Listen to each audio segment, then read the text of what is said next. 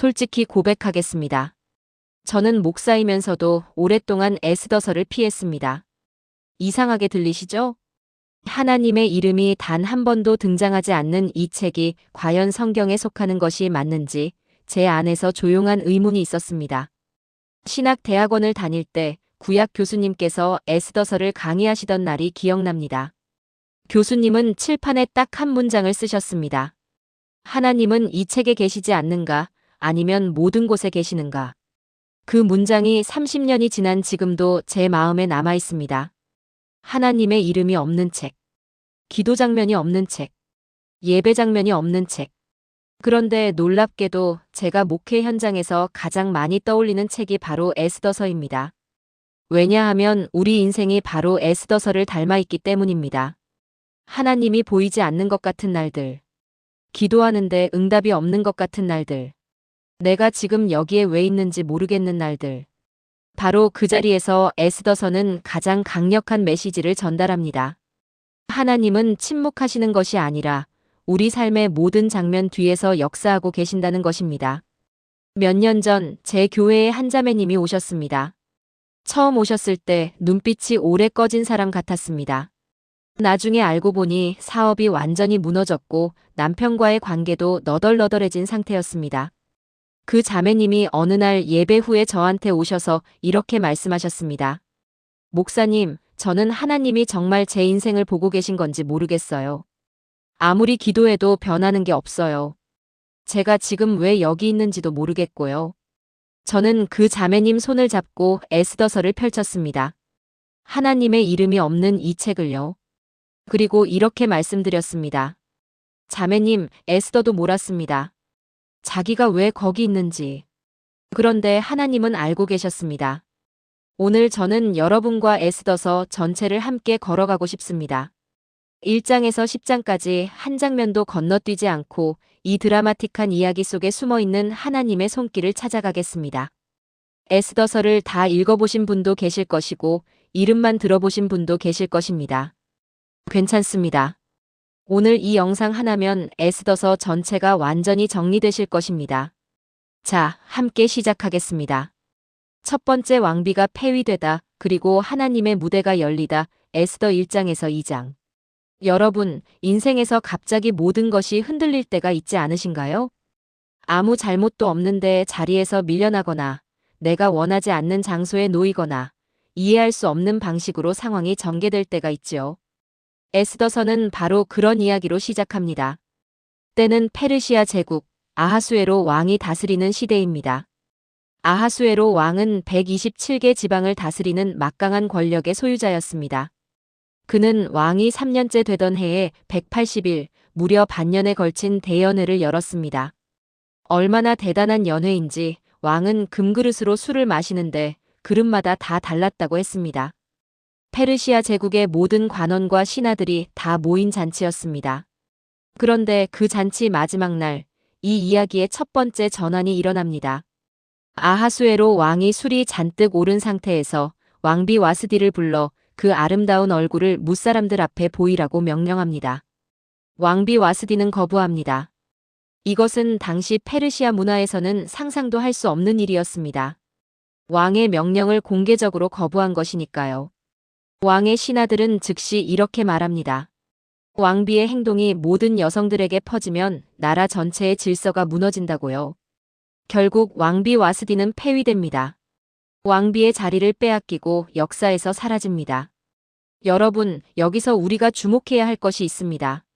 와스디의 폐위는 아하수에로 왕의 분노로 일어난 것처럼 보입니다.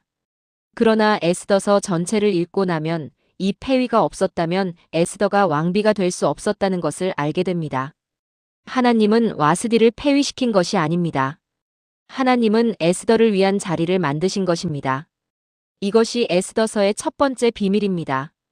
2장으로 넘어갑니다. 왕의 신하들이 아름다운 처녀들을 모아 왕에게 보이자고 제안합니다. 이것이 일종의 왕비 선발 대회입니다. 바로 이 장면에서 우리의 주인공이 등장합니다. 에스더의 히브리 이름은 하다사, 즉 도금양 나무라는 뜻입니다. 에스더는 하다사를 페르시아식으로 부른 이름인데 별이라는 뜻을 가지고 있습니다. 그런데 이 별이라는 이름을 가진 소녀의 상황은 전혀 밝지 않았습니다. 에스더의 아버지와 어머니는 이미 세상을 떠난 상태였습니다. 그녀는 고아였습니다. 이방 나라에서 살아가는 부모 없는 유대인 소녀였습니다. 그녀를 키워준 것은 사촌 오빠 모르드게였습니다. 에스더서 2장 7절은 이렇게 말합니다. 그는 자기의 딸같이 양육하더라. 여러분, 이 한 문장에 얼마나 많은 이야기가 담겨 있는지 아십니까? 고아가 된 어린 소녀를 사촌이 딸처럼 키웠다는 것. 이것은 단순한 친절이 아닙니다. 당시 문화에서 고아를 돌보는 것은 결코 쉬운 일이 아니었습니다. 모르드게는 경제적으로도 사회적으로도 부담을 감수하면서 에스더를 키웠습니다. 에스더는 바로 이 어려운 환경 속에서 왕비 선발에 참여하게 됩니다. 에스더가 선발된 후 왕궁의 관원 헤게가 에스더를 특별히 도와줍니다. 화장품과 음식을 좋은 것으로 주고 왕궁에서 좋은 위치를 제공합니다. 에스더서는 이것을 이렇게 표현합니다. 에스더가 모든 보는 자에게 은혜를 입더라. 여기서 은혜라는 단어 히브리어로 헨입니다. 이 단어는 성경에서 하나님의 은혜를 표현할 때도 자주 쓰이는 단어입니다. 하나님의 이름은 없지만 하나님의 은혜는 에스더와 함께 흐르고 있었던 것입니다. 마침내 에스더가 아하수에로 왕 앞에 서게 됩니다. 왕은 에스더를 모든 처녀보다 더 사랑하여 그녀를 왕비로 삼습니다. 고아였던 소녀가 127개 지방을 다스리는 왕의 왕비가 된 것입니다. 이 장면을 보면서 제가 생각한 것이 있습니다. 에스더는 자신이 왕비가 되려고 계획하지 않았습니다. 모르드게도 에스더를 왕비로 만들려는 야망을 가지고 있지 않았습니다. 그냥 삶이 이렇게 흘러갔습니다. 부모가 죽고 고아가 되고 이방 나라의 포로로 사는 유대인이 되고 그러다 왕비 선발에 참여하게 되고 그리고 왕비가 된 것입니다. 그런데 여러분, 이 우연처럼 보이는 모든 장면들 뒤에 누가 계셨을까요? 하나님이 계셨습니다. 이것이 에스더서의 핵심입니다. 하나님은 우리 삶의 모든 우연 뒤에 계십니다. 부모의 죽음도, 포로의 신세도, 이방 나라에서의 살도, 심지어 왕비 선발이라는 예상치 못한 사건도 하나님은 그 모든 것을 사용하셨습니다. 제가 아는 65세 권사님이 계십니다. 서울 마포구에 사시는 분인데 20년 전에 남편이 갑작스럽게 사고로 세상을 떠났습니다. 아이 둘을 혼자 키워야 하는 상황이 됐죠. 그 권사님이 저한테 이런 말씀을 하셨습니다. 목사님, 그때 남편이 죽고 나서 저는 하나님이 나를 버리신 것 같았어요. 왜 나한테 이런 일이 생겼는지 이해할 수가 없었어요. 그런데 그 권사님은 남편의 빈자리를 채우기 위해 일을 시작하셨고 그 일을 하면서 사회복지 분야에 발을 들이셨고 지금은 노인복지관을 운영하시면서 수백 명의 어르신들을 돌보고 계십니다. 그 권사님이 이렇게 말씀하십니다.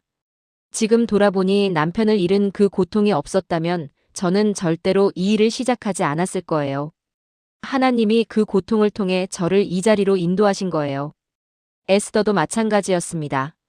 부모를 잃은 고통이, 포로의 삶이, 그리고 예상치 못한 왕비의 자리가 하나님의 계획 안에 있었습니다. 여러분의 삶에도 이해하기 어려운 장면들이 있으시죠? 왜 이런 일이 생겼는지 모르겠는 상황들이 있으시죠? 에스더서는 이렇게 말합니다. 하나님은 지금 그 자리에서도 역사하고 계신다고요. 사랑하는 여러분, 지금 저와 함께 이렇게 기도해 보시겠습니까?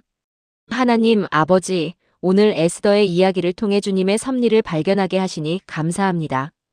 제 삶의 모든 우연처럼 보이는 장면들 뒤에 주님이 계심을 믿습니다. 지금 이해하기 어려운 상황 속에서도 주님이 역사하고 계심을 고백합니다. 주님의 손이 제 인생의 모든 장면을 붙들고 계심을 알게 하시고 보이지 않아도 믿는 믿음을 주소서. 예수님의 이름으로 기도합니다. 아멘. 두 번째 모르드게와 하만, 두 남자의 충돌 그리고 시작된 위기 에스더 3장에서 4장. 여러분, 살다 보면 아무 이유 없이 누군가의 표적이 되는 경험을 하신 적 있으신가요? 내가 잘못한 것이 없는데, 내가 무언가 잘못 건드린 것이 없는데, 어느 날 갑자기 내 앞에 거대한 적이 생기는 경험 말입니다. 에스더서 3장이 바로 그런 이야기입니다. 에스더서 3장은 이야기의 가장 중요한 악당이 등장하는 장면입니다. 그의 이름은 하만입니다.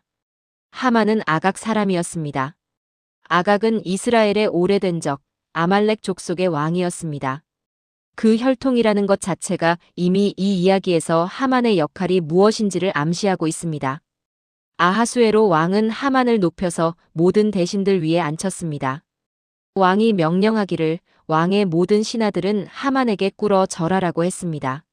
왕궁 문에 있는 모든 신하들이 하만에게 꿇어 절했습니다. 그런데 한 사람만 무릎을 꿇지 않았습니다. 모르드게였습니다. 사람들이 날마다 모르드게에게 물었습니다. 왜 왕의 명령을 어기냐고. 모르드게는 자신이 유대인이라고 고백했습니다. 유대인이 하나님 외에 다른 존재에게 절하는 것은 신앙의 문제였기 때문입니다. 하만이 이것을 알게 됩니다. 하만이 어떻게 반응했을까요? 개인적으로 모르드게 한 명에게 분노를 쏟는 것에 그치지 않았습니다. 에스더서 3장 6절을 보면 하만은 모르드게만 죽이는 것을 부족하게 여겨서 아하수에로 왕의 나라에 있는 유대인 전체를 멸하려 했다고 합니다. 한 사람의 거부가 한 민족 전체를 향한 학살 계획으로 확대된 것입니다. 하만은 왕에게 나아가서 이렇게 말합니다. 한 민족이 있는데 왕의 법을 지키지 않고 왕에게도 유익이 없으니 멸하는 것이 좋겠다고요. 그러면서 은일만 달란트를 왕의 금고에 내겠다는 뇌물까지 제시합니다. 은일만 달란트가 얼마나 큰 돈인지 아십니까? 당시 페르시아 제국 1년 세금 수입의 약 3분의 2에 해당하는 어마어마한 금액이었습니다. 그 돈을 내겠다면서까지 한 민족을 학살하겠다는 것입니다. 아하수에로 왕은 놀랍게도 이 제안을 받아들입니다. 자기 인장 반지를 하만에게 주면서 알아서 하라고 합니다. 그 결과 아달월, 즉 12월 13일에 유대인 전체를 학살하라는 조서가 페르시아 제국 전체에 발송됩니다. 수산궁에서 서울까지 국제특급 우편으로 학살 명령이 내려진 것입니다. 에스더서 3장 15절은 이렇게 끝납니다. 왕과 하만은 앉아서 술을 마시고 수산성은 혼란에 빠졌다고요. 권력자들은 술을 마시고 있고 평범한 사람들은 공포에 떨고 있는 이 장면. 오늘날과 얼마나 닮아 있는지 모릅니다. 사장에서 모르드게는 이 소식을 듣고 옷을 찢고 굵은 배를 입고 재를 뒤집어 쓰고 성중에 나가서 대성통곡합니다. 수산 성 이방 나라 거리에서 유대인이 하늘을 향해 부르짖고 있는 것입니다. 에스더의 시녀들이 이 모습을 보고 에스더에게 보고합니다. 에스더는 모르드게에게 새 옷을 보내줍니다. 그러나 모르드게는 받지 않습니다. 왜 이렇게 하느냐고 물어보라는 에스더의 명에 따라 모르드게의 측근 하닥이 모르드게를 찾아갑니다. 모르드게는 상황을 다 설명합니다. 하만이 유대인을 멸하겠다고 약속한 은의 정확한 액수까지 알려주면서 에스더가 왕에게 나아가 민족을 위하여 간청하라고 합니다. 그런데 에스더가 망설입니다. 당연한 반응입니다. 에스더서 4장 11절에서 에스더는 이렇게 말합니다. 부름을 받지 않고 왕에게 나아가면 죽임을 당하는 법이 있고 오직 왕이 금호를 내밀어야만 살 수 있는데 자기는 지금 30일 동안 왕에게 부름을 받지 못했다고요. 왕비인데 왕에게 나아갈 수 없다는 것이 황당하게 들리시죠? 그런데 이것이 페르시아 왕실의 실제 법이었습니다. 왕비조차도 왕의 부름 없이 내전에 들어가면 처형될 수 있었습니다. 심지어 왕비라도 30일 동안 왕이 부르지 않았다면 왕의 마음이 떠난 것으로 해석될 수 있었습니다. 에스더는 지금 단지 목숨을 걸어야 하는 것이 아닙니다. 어쩌면 이미 왕의 총애를 잃었을지도 모르는 불확실한 상황에서 목숨을 걸어야 하는 것입니다. 모르드게가 에스더에게 보내는 말이 에스더서에서 가장 유명한 구절 중 하나입니다. 에스더서 4장 14절입니다. 이때에 내가 만일 잠잠하여 말이 없으면 유대인은 다른 데로 말미암아 노임과 구원을 얻으려니와 너와 내 아버지 집은 멸망하리라. 내가 왕후의 자리를 얻은 것이 이때를 위함이 아닌지 누가 알겠느냐. 이 문장을 좀 더 쉽게 풀면 이렇습니다. 에스더야, 내가 침묵해도 유대 민족은 어떻게든 살아남을 것이다. 하나님은 다른 방법을 찾으실 것이다. 그런데 너와 내 가족은 멸망할 것이다. 그리고 이 시대, 이 자리에 내가 있는 것이 이 순간을 위한 것이 아닐까? 이 말이 에스더의 마음을 움직였습니다. 에스더는 모르드게에게 이렇게 전합니다. 수산에 있는 유대인들을 모아 3일 동안 금식하라고요. 자기도 시녀들과 함께 금식하겠다고요. 그리고 이렇게 말합니다. 에스더서 4장 16절입니다. 죽으면 죽으리이다. 이 짧은 5글자에 에스더의 모든 결단이 담겨 있습니다. 저는 이 구절을 읽을 때마다 가슴이 뜁니다. 죽으면 죽으리이다. 이것은 포기가 아닙니다. 이것은 하나님을 향한 최고의 신뢰입니다. 내 생명보다 더 중요한 것이 있다는 고백입니다. 제가 목회 현장에서 본 가장 강인한 믿음의 모습도 비슷했습니다. 10여 년 전 부산에 사시는 65세 권사님이 계셨습니다. 암 판정을 받으신 분이었는데 수술 전날 밤에 이런 기도를 하셨다고 합니다. 하나님, 제가 내일 수술대에 오릅니다. 살면 더 열심히 살겠고 죽으면 주님 품에 안기겠습니다. 어느 쪽이든 주님의 손 안에 있습니다. 그분은 수술을 잘 마치시고 지금도 건강하게 사역하고 계십니다. 죽으면 죽으리이다라는 에스더의 고백이 그 권사님의 기도와 겹쳐 보였습니다. 여러분의 삶에도 이런 결단이 필요한 순간이 오십니까?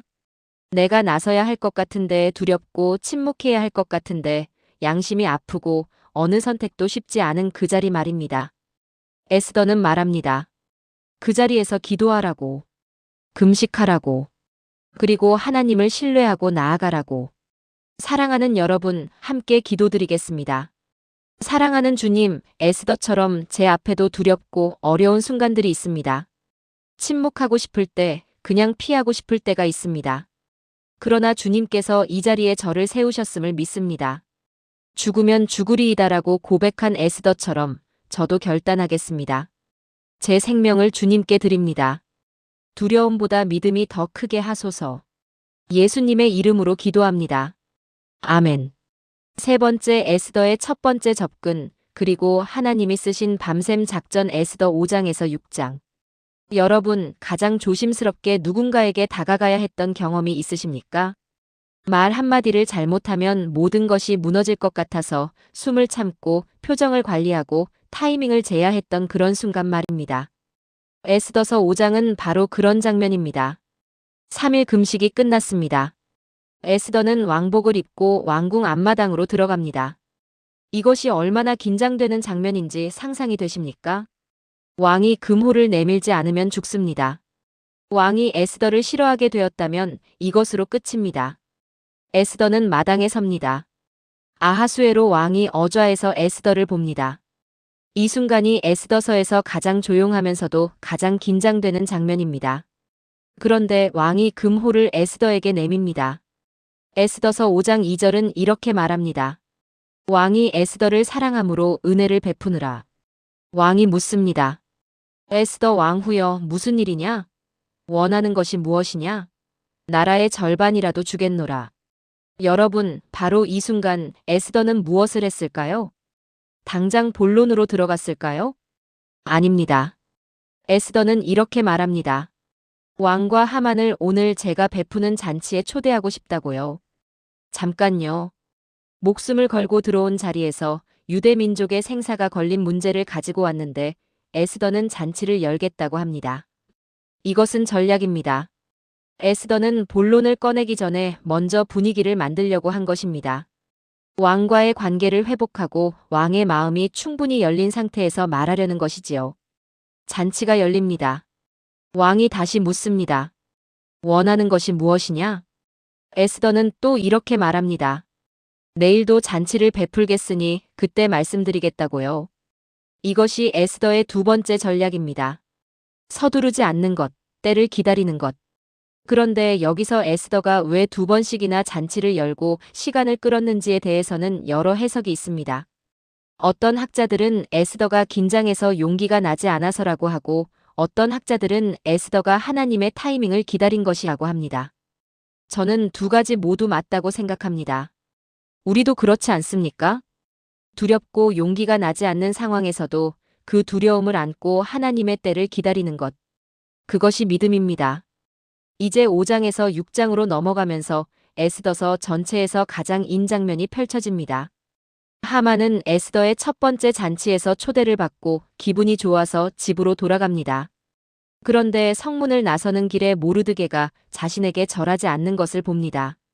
하만은 즉시 분노로 가득 찹니다. 집에 돌아와서 아내와 친구들에게 자기의 영광을 자랑합니다. 왕이 얼마나 자신을 높이 여기는지, 왕비까지 자기를 잔치에 초대했는지 떠들어댑니다. 그런데 이렇게 말합니다. 그 모든 것이 모르드게가 앉아 있는 것을 볼 때마다 아무것도 아닌 것이 된다고요.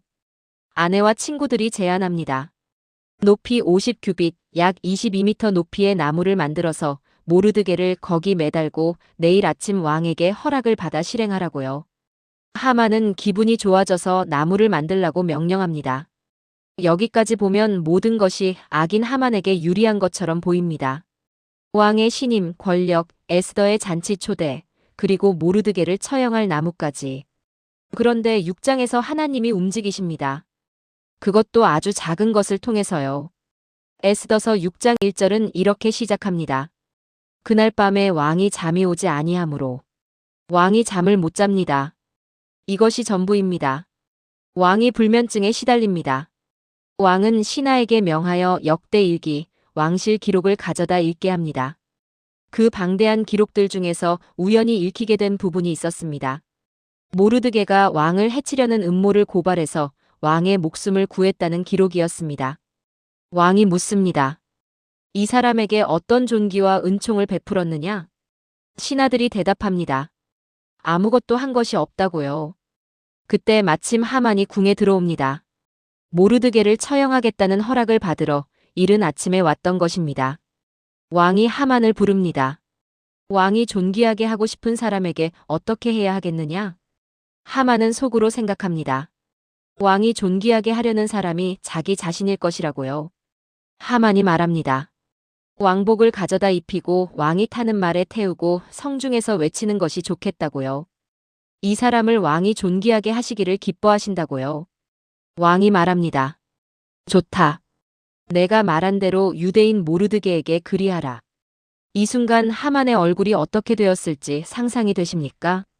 하만은 결국 자기가 처형하려던 모르드게에게 왕복을 입히고 왕의 말에 태우고 성거리를 다니면서 이 사람을 왕이 존귀하게 여기신다고 소리쳐야 했습니다. 에스더서에서 가장 극적인 역전 중 하나입니다. 그리고 이 모든 것의 시작이 무엇이었습니까? 왕의 불면증이었습니다. 왕이 잠을 못 잔 그 밤이었습니다. 하나님의 이름은 에스더서 어디에도 없습니다. 그러나 왕의 불면증을 누가 주셨습니까? 기록을 펼쳤는데 하필 모르드게의 이야기가 읽히게 된 것은 누가 하신 것입니까? 하필 그 타이밍에 하만이 들어온 것은 누가 맞추신 것입니까? 에스더서는 이 모든 것을 하나님의 이름 없이 기록하지만 우리는 압니다. 그 모든 것 뒤에 하나님이 계셨다는 것을요. 여러분, 하나님은 때로 우리가 전혀 예상하지 못한 방법으로 역사하십니다. 누군가의 불면증, 누군가의 우연한 결정, 누군가의 작은 행동들을 통해서 하나님은 당신의 계획을 이루어 가십니다. 지금 여러분의 삶에서 이해되지 않는 작은 일들이 있으십니까? 이유 없이 잠이 오지 않는 밤이 있으십니까? 그 시간이 하나님의 역사가 시작되는 시간일 수도 있습니다. 함께 기도드리겠습니다. 전능하신 주님, 왕의 불면증 하나를 통해 온 민족을 구하신 하나님을 찬양합니다. 제 눈에는 우연처럼 보이는 일들 속에서 주님이 역사하고 계심을 믿습니다. 이해되지 않는 작은 일들 속에서도 주님의 손길을 발견하는 눈을 주소서. 기다리는 시간에도 주님을 신뢰하게 하소서. 예수님의 이름으로 기도합니다. 아멘. 네 번째, 에스더의 결정적 고발, 하만의 몰락. 에스더 7장. 여러분, 오랫동안 억눌러왔던 말을 마침내 꺼내야 할 순간이 있지 않으십니까? 수십 번 머뭇거리고 수백 번 삼켰던 그 말을. 에스더서 7장이 바로 그 순간입니다. 두 번째 잔치가 시작됩니다. 왕과 하만이 에스더의 잔치에 앉아 포도주를 마시고 있습니다. 왕이 다시 묻습니다. 에스더 왕후여, 그대의 소청이 무엇이냐? 나라의 절반이라도 주겠다. 에스더가 드디어 말합니다. 7장 3절에서 4절까지 에스더의 말을 잘 들어보십시오. 왕이여, 내가 왕의 목전에서 은혜를 입었사오면 왕이 기뻐하시면 내 소청대로 내 생명을 내게 주시고 내 요구대로 내 민족을 내게 주소서. 나와 내 민족이 팔려서 죽임과 도륙과 진멸을 당하게 되었나이다. 이 말을 듣고 왕이 놀랍니다. 이게 무슨 말이냐? 누가 그런 짓을 하려 하느냐? 에스더가 말합니다. 대적과 원수는 이 악한 하만이니이다. 그 순간 하만은 왕과 왕후 앞에서 두려워합니다. 왕은 분노하여 정원으로 나갑니다. 하만은 자기의 운명이 왕에 의해 결정되었다는 것을 알고 에스더에게 살려달라고 매달립니다. 그런데 바로 그 순간 왕이 정원에서 돌아옵니다. 하만이 에스더가 기대어 있는 침상에 엎드려 있는 것을 보고 왕이 소리칩니다. 왕후를 강간까지 하려 하느냐? 이 말이 나오는 순간 하만의 얼굴을 덮었습니다. 당시 페르시아 문화에서 왕의 여자에게 다가가는 것은 반역과 같은 의미였습니다. 네시 하르보나가 말합니다. 하만이 왕에게 은혜를 베푼 모르드게를 달려고 50규빗 나무를 준비했다고요. 왕이 말합니다. 그 나무에 하만을 달라. 하만은 자기가 모르드게를 위해 준비한 바로 그 나무에 매달립니다. 이것이 에스더서가 보여주는 하나님의 정의입니다. 하나님이 악인을 심판하시는 방법은 매우 종종 시적 정의입니다. 자기가 판 함정에 자기가 빠지는 것입니다. 자기가 준비한 처형 도구로 자기가 처형되는 것입니다. 성경 전체에서 이런 사례들을 볼 수 있습니다. 다니엘의 동료들을 사자굴에 넣으려던 자들이 사자굴에 던져지는 것, 다니엘을 고발한 자들이 자기들이 준비한 굴에 던져지는 것. 하나님의 정의는 악인의 계략을 그 악인에게 되돌려 보내십니다. 여러분 중에 부당하게 억울한 일을 당하신 분이 계십니까? 내가 잘못하지 않았는데 고통받고 계신 분이 계십니까? 에스더서는 이렇게 말합니다. 하나님은 악을 악으로 심판하시는 분이라고요. 당신이 당하는 억울함을 하나님은 보고 계십니다. 때가 이르면 하나님이 역전시키십니다. 하나님의 정의는 늦어 보여도 반드시 옵니다. 제가 알고 있는 한 전도사님은 교회에서 억울한 일을 당하셨습니다. 자기가 하지 않은 일을 했다는 소문이 퍼져서 교회를 떠나야 했습니다. 그분이 울면서 이렇게 기도하셨다고 합니다. 하나님, 제가 억울합니다. 그러나 제 억울함을 하나님께 맡깁니다. 그로부터 2년이 지나서 그 소문을 퍼뜨린 사람이 스스로 자기가 거짓말을 했다는 것을 교회에서 고백했습니다. 하나님의 정의는 왔습니다. 여러분의 억울함도 하나님이 아십니다. 함께 기도드리겠습니다. 하나님 아버지, 하만을 심판하신 주님의 정의를 찬양합니다. 지금 제가 억울한 상황에 있다면 그 억울함을 주님께 드립니다. 제가 직접 복수하려 하지 않겠습니다. 주님의 때에 주님의 방법으로 정의를 이루어 주실 것을 믿습니다. 제 마음의 분노와 상처를 주님께 맡깁니다. 평안을 주소서. 예수님의 이름으로 기도합니다. 아멘. 5번째 구원의 조서, 하나님의 반전이 완성되다. 에스더 8장. 여러분, 나쁜 상황이 이미 확정된 것처럼 보일 때가 있지 않으신가요? 이미 결정이 났고, 이미 서류가 도장 찍혔고, 이미 통보가 다 갔는데 어떻게 할 수가 없는 것처럼 느껴질 때가 있지 않습니까? 에스더서 8장은 바로 그런 상황에서 하나님이 하시는 일을 보여줍니다. 하만이 죽었습니다. 그런데 문제가 있습니다. 하만이 발송한 유대인 학살 조서는 아직 취소되지 않았습니다. 페르시아의 법은 왕이 서명한 조서를 취소할 수 없었습니다. 에스더서 8장에서 에스더는 다시 왕 앞에 나아갑니다. 이번에는 눈물을 흘리면서요. 에스더가 왕에게 간청합니다. 아각 사람 하만이 꾸민 흉계를 막아달라고요. 왕이 에스더에게 말합니다. 하만의 집은 이미 에스더에게 주었고 하만은 처형했다. 그러나 왕의 이름으로 작성되어 인장 반지로 봉한 조서는 어느 누구도 취소할 수 없다. 그러나 왕은 에스더와 모르드게에게 이렇게 말합니다. 왕의 이름으로 유대인을 위하는 조서를 작성하고 왕의 인장 반지로 임봉하라. 첫 번째 조서는 취소할 수 없지만 새로운 조서를 내릴 수는 있다. 모르드게가 새로운 조서를 작성합니다. 이 조서의 내용은 이렇습니다. 유대인들이 각 성과 지방에서 자기 생명을 보호하고 자기를 해치려는 자들을 도리어 공격할 수 있는 권한을 준다는 것입니다. 첫 번째 조서가 유대인을 학살하라는 것이었다면 두 번째 조서는 유대인이 스스로를 방어하고 도리어 공격할 수 있다는 것이었습니다. 이 조서가 온 나라에 전달됩니다. 에스더서 8장 16절은 이렇게 기록합니다. 유대인에게는 빛과 즐거움과 기쁨과 존귀함이 있더라. 무슨 의미인지 느껴지십니까? 죽음 앞에 있던 사람들에게 생명이 주어졌습니다. 어둠 속에 있던 사람들에게 빛이 왔습니다. 슬픔 속에 있던 사람들에게 기쁨이 왔습니다. 여러분, 하나님의 역전은 이렇습니다. 단순히 문제를 없애주시는 것이 아닙니다. 죽음이 있던 자리에 생명을, 어둠이 있던 자리에 빛을, 슬픔이 있던 자리에 기쁨을 주시는 것입니다. 이것이 하나님의 방식입니다.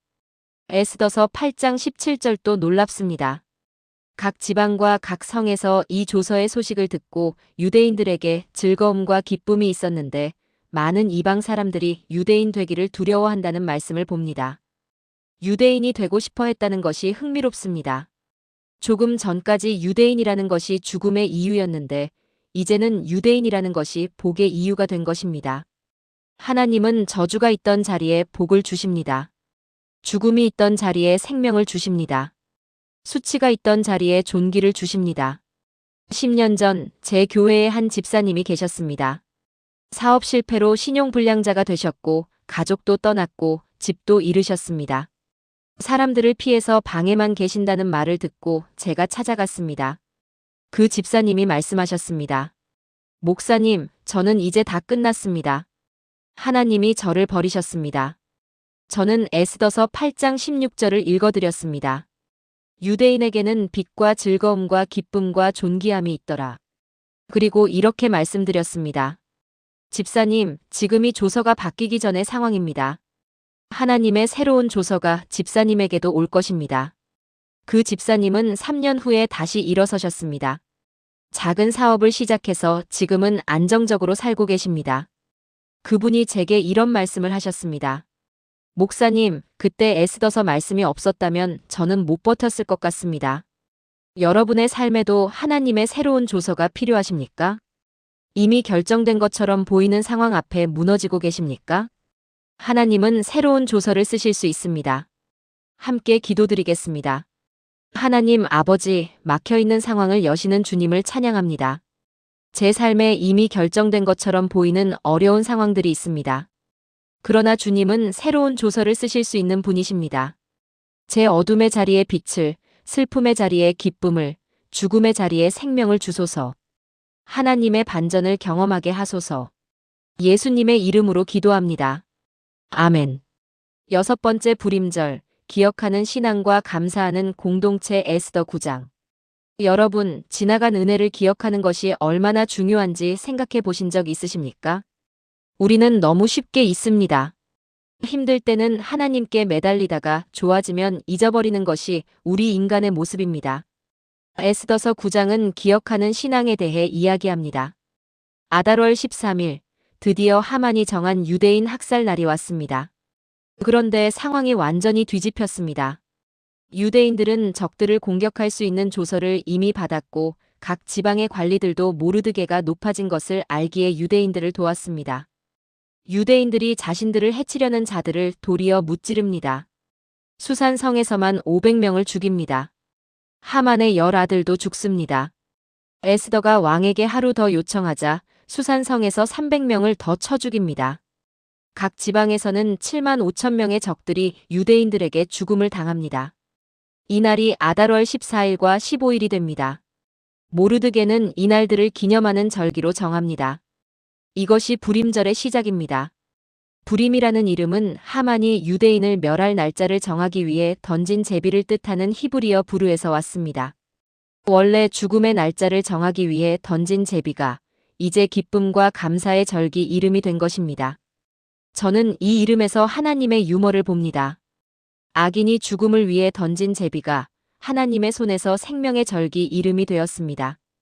에스더서 9장 22절을 봅니다. 이 두 날을 잔치와 기쁨의 날로 삼아 서로 예물을 보내고 가난한 자를 구제하라고 했습니다. 불임절의 내용이 흥미롭습니다. 첫째, 잔치를 열어 기뻐하라. 둘째, 서로 예물을 보내라. 셋째, 가난한 자를 구제하라. 이것이 하나님이 기념하기를 원하시는 방식입니다. 혼자 기뻐하는 것이 아니라 함께 기뻐하는 것, 받은 것을 나누는 것, 그리고 약한 자를 돌보는 것. 여러분, 우리가 받은 구원도 이렇게 기념되어야 하지 않겠습니까?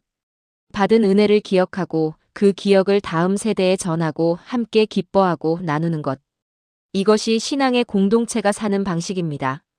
불임절은 지금도 유대인들이 지키는 절기입니다. 매년 아달월이 되면 유대인들은 에스더서 전체를 낭독합니다. 하만의 이름이 나올 때마다 소리를 지르고 발을 구르고 딸랑이를 흔듭니다. 이 악인의 이름이 기억 속에서 지워지기를 바라는 행동입니다. 2500년이 지난 지금도 이 절기가 지켜지고 있다는 것이 놀랍습니다. 하나님의 은혜를 기억하는 신앙이 얼마나 강한지를 보여주는 것입니다. 여러분, 우리에게도 이런 기억의 절기가 있습니까? 하나님이 어떻게 나를 구원하셨는지, 어떤 위기에서 건져주셨는지, 어떤 기적을 베풀어 주셨는지를 기억하고 있습니까? 제 어머니는 돌아가시기 전까지 매년 자신의 병고침을 받은 날짜를 기억하셨습니다. 그날이 되면 온 가족을 모으시고 감사 예배를 드리셨습니다. 음식을 만들어서 이웃들과 나누셨습니다. 그 기억이 우리 가족에게 얼마나 큰 신앙의 유산이 되었는지 모릅니다. 기억하는 것이 신앙입니다. 감사하는 것이 예배입니다. 나누는 것이 공동체입니다. 함께 기도드리겠습니다. 하나님 아버지, 기억하는 신앙을 가르쳐 주신 에스더서를 감사드립니다. 저도 받은 은혜를 기억하겠습니다. 주님이 어떻게 저를 구원하셨는지, 어떤 위기에서 건져주셨는지를 잊지 않겠습니다. 혼자 기뻐하지 않고 함께 나누는 신앙인이 되게 하소서. 제가 받은 복이 이웃에게 흘러가게 하소서. 예수님의 이름으로 기도합니다. 아멘. 7번째 에스더서의 완성. 하나님의 이름 없이도 역사하시는 하나님. 에스더 10장 그리고 에스더서 전체. 여러분, 에스더서 10장은 단 3절입니다. 성경에서 가장 짧은 장 중 하나입니다. 아하수에로 왕이 육지와 섬에 세금을 부과했다는 것, 모르드게의 업적이 페르시아 왕의 역대 일기에 기록되었다는 것, 그리고 모르드게가 유대인 중에 높임을 받고 민족에게 선한 일을 하였다는 것. 이렇게 에스더서는 끝납니다. 처음부터 끝까지 하나님의 이름이 없습니다. 기도 장면이 없습니다. 예배 장면이 없습니다. 기적 장면이 없습니다. 그런데 저는 에스더서야말로 하나님에 대한 가장 강력한 증거라고 생각합니다. 왜냐하면 에스더서는 우리 인생과 가장 닮아있기 때문입니다. 우리의 일상에도 하나님이 일하셨다라는 큰 글씨가 보이지 않습니다. 기적의 불꽃이 매일 하늘에서 내려오지 않습니다. 천사가 나타나서 말씀하지 않습니다. 그냥 평범한 하루하루입니다. 그런데 그 평범한 하루하루들을 뒤에서 이끌고 계신 분이 계십니다. 왕의 불면증 하나를 통해서도, 우연히 펼쳐진 기록 한 페이지를 통해서도, 한 여인의 용기를 통해서도 역사하시는 하나님이 계십니다. 저는 에스더서를 다시 처음부터 끝까지 읽어보면서 하나님의 보이지 않는 손이 얼마나 많이 등장하는지를 세어보았습니다. 보아스디의 폐위, 에스더의 발탁, 모르드게의 음모 발각, 에스더가 왕에게 나아갔을 때 왕이 호를 내민 것, 에스더가 첫 번째 잔치에서 말하지 않은 것, 왕의 불면증, 하만의 몰락, 모르드게의 높아짐, 유대인들의 구원. 이 모든 것들이 우연처럼 보이지만 연결해서 보면 하나의 거대한 계획이 있었음을 알게 됩니다. 그 계획을 세우신 분이 있다면 그분이 바로 하나님이십니다. 저는 이것을 보이지 않는 섭리라고 부릅니다. 에스더서의 하나님은 직접 말씀하시지 않지만 모든 상황을 이끌어 가십니다. 이것이 우리 일상에서 하나님이 역사하시는 방법입니다. 큰 기적보다 더 많은 경우에 하나님은 작은 우연들을 통해, 사람들의 결정들을 통해, 타이밍을 통해 역사하십니다. 여러분의 삶을 돌아보면 어떻습니까? 지금까지의 삶을 쭉 이어서 보면 그 모든 사건들 뒤에서 하나님이 역사하셨음을 발견하게 되지 않으십니까? 내가 알지 못했던 그때에도, 내가 하나님을 외면했던 그때에도, 내가 포기하고 싶었던 그때에도 하나님은 함께 계셨습니다. 에스더서의 마지막 메시지는 이것입니다. 하나님은 침묵하시지 않는다. 하나님은 보이지 않는 것이 아니라 보이지 않는 곳에서 역사하신다. 하나님의 이름이 보이지 않아도 하나님의 손은 항상 움직이고 계신다. 여러분, 오늘 에스더서를 마치면서 이 진리를 마음에 품고 가십시오. 하나님은 지금 이 순간에도 여러분의 삶을 이끌고 계십니다. 이해되지 않는 상황들 뒤에서, 예상치 못한 만남들 속에서, 작은 우연처럼 보이는 일들을 통해서 하나님은 역사하고 계십니다. 함께 기도드리겠습니다. 전능하신 하나님 아버지, 에스더서를 통해 보이지 않아도 역사하시는 주님을 더 깊이 알게 하시니 감사합니다. 제 삶의 모든 장면 뒤에 주님의 손이 있었음을 고백합니다. 이해되지 않는 오늘도, 막막한 내일도 주님의 손 안에 있음을 믿습니다. 에스더처럼 두려워도 나아가는 믿음을, 모르드게처럼 굽히지 않는 신앙을, 그리고 불임절처럼 감사하는 삶을 살게 하소서. 제 인생 전체가 하나님의 섭리 안에 있음을 고백하며 오늘도 주님께 맡깁니다. 예수님의 이름으로 기도합니다. 아멘. 지금까지 에스더서 전체를 함께 걸어왔습니다. 이 모든 말씀을 하나의 기도로 드리겠습니다. 함께 기도하시겠습니까?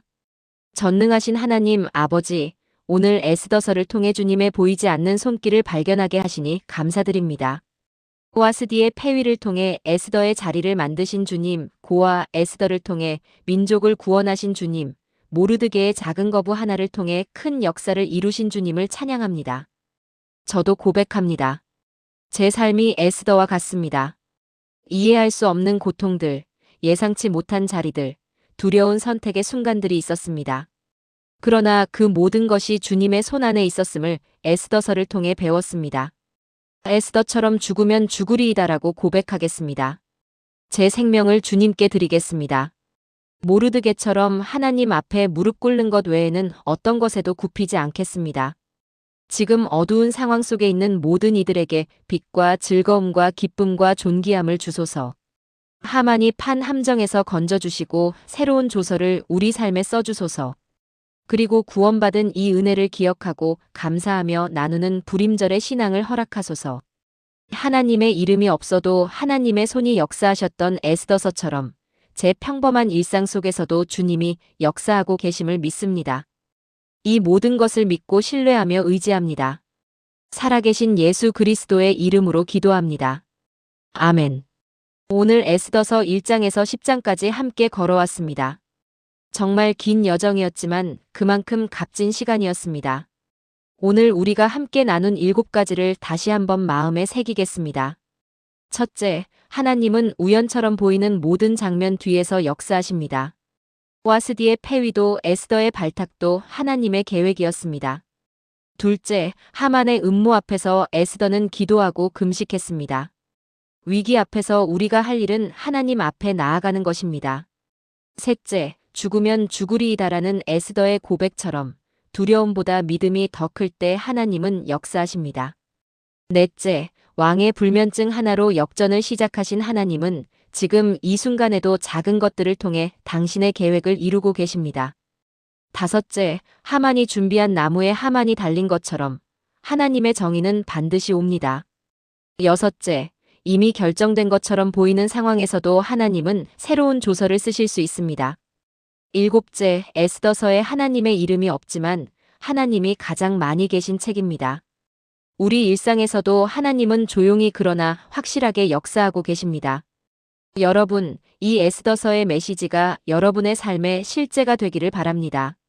오늘 이 영상이 여러분의 마음에 닿으셨다면 좋아요를 눌러주시고 아래 댓글창에 하나님이 내 삶을 이끄십니다 라고 써주세요. 그 고백 하나가 여러분의 신앙을 다시 세우는 첫걸음이 될 것입니다. 그리고 이 에스더서의 말씀이 필요한 분들에게 이 영상을 나눠주세요. 위기 앞에서 포기하려는 분, 하나님의 침묵에 실망한 분, 억울한 일을 당해서 무너져 있는 분, 자기가 왜 지금 이 자리에 있는지 모르겠는 분들에게 에스더서를 전해주십시오. 하나님은 그분들에게도 말씀하실 것입니다. 이 때를 위하여 내가 여기 있는 것이 아닐까? 여러분, 하나님의 은혜가 에스더서를 읽는 오늘 이 시간에도 그리고 여러분의 모든 날들 속에서도 함께하기를 주님의 이름으로 축복합니다. 에스더서 전체가 오늘 여러분의 가슴에 새겨지기를 바랍니다. 감사합니다.